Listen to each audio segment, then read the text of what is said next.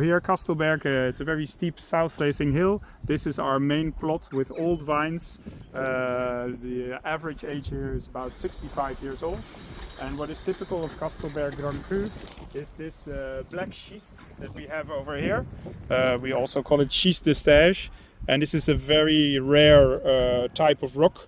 Kastelberg is the only Grand Cru in Alsace to have this soil type. It's also a very small Grand Cru. It's only 5.5 hectares in total with 6 different growers, and it's really a terroir that for us is very special and very unique. And if you look at the relation between the taste profile of the wines, how would you relate that to this soil type? So schist wines, they always tend to have strong acidity, a very strong mineral backbone, quite outspoken.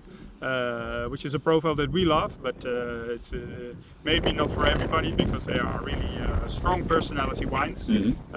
Very mineral, very dense, strong acidity, and Kastelberg tends to produce wines that are quite broad and quite rich with a lot of depth of flavor, very complex. Aging potential?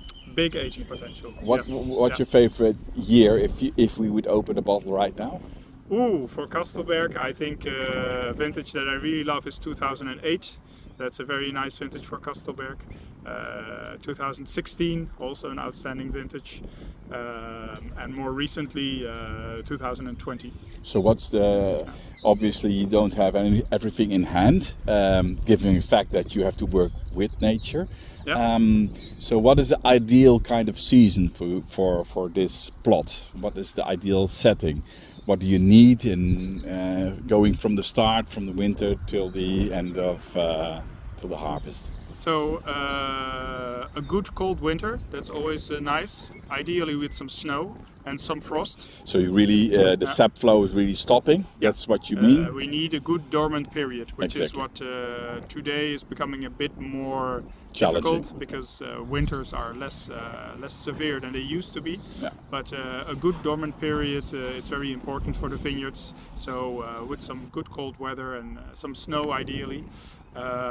Then in springtime, it's nice to have some water, have some rain that can so that. What kind of amounts are we talking about for this area? Well, not a lot. I mean, vines, they need some water, but they don't want to have wet feet. So I think here in average we're talking something like 700 millimeters per year, which is for us a good average. So in springtime it's good to have some rain, to have the water reserves at a good level before the warm growing season is starting.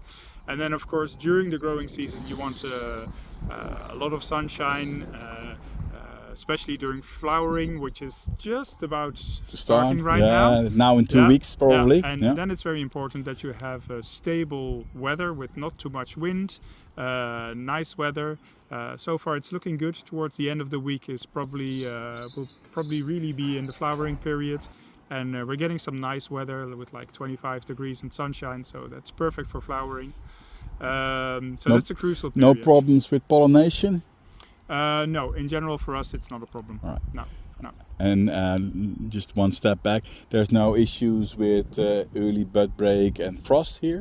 No, in Alsace, bud break tends to be a little bit later than in a lot of other regions, like for example Champagne or Burgundy. So in general, we sort of always escape these kind of problems. Bit dangerous to be saying that, of course, but in general, if there is spring frost, then here we are at a less advanced stage than they would be in Burgundy or in Champagne. So the buds are still closed and then they are protected from frost. So in general, it's not something that really affects us in a serious way. And the summers, given the fact that they probably become a little bit more volatile. Yes. Yeah. What's your outlook on that? What does it do with this plot, for instance? Well, this is a vineyard that is facing south and it's quite stony and steep. So it gets hot here quickly and it gets dry here quickly. So in the more warm and dry vintages that we've been having recently, This can be a challenge over here because it's one of the parcels that can suffer from heat stress quite quickly. Yeah. Fortunately, these are really old vines, so they are rooted very deeply, so they are quite robust.